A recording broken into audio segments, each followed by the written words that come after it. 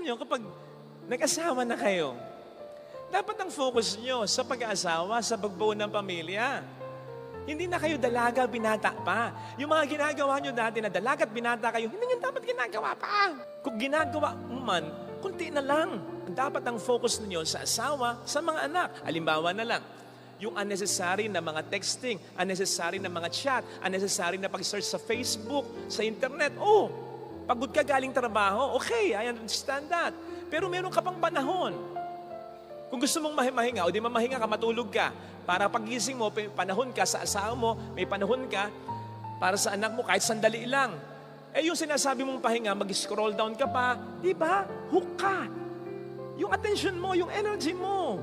Nakaka-stress pa mga balita ngayon. Hindi pa nakatutulong. Most of the time, yung laman ng mga Facebook at social media ngayon, na-drain ka na, physically, psychologically, even emotionally, hindi ka pa nakapaglaan ng panahon sa anak mo, sa asawa mo.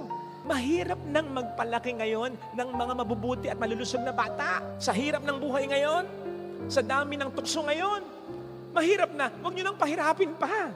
Yung energy nyo, yung time ninyo, ilagay nyo na sa asawa at sa mga anak niyo. Kasi nga mahirap na eh. Pahirapin pa ba? Kaya mas bumibigat eh.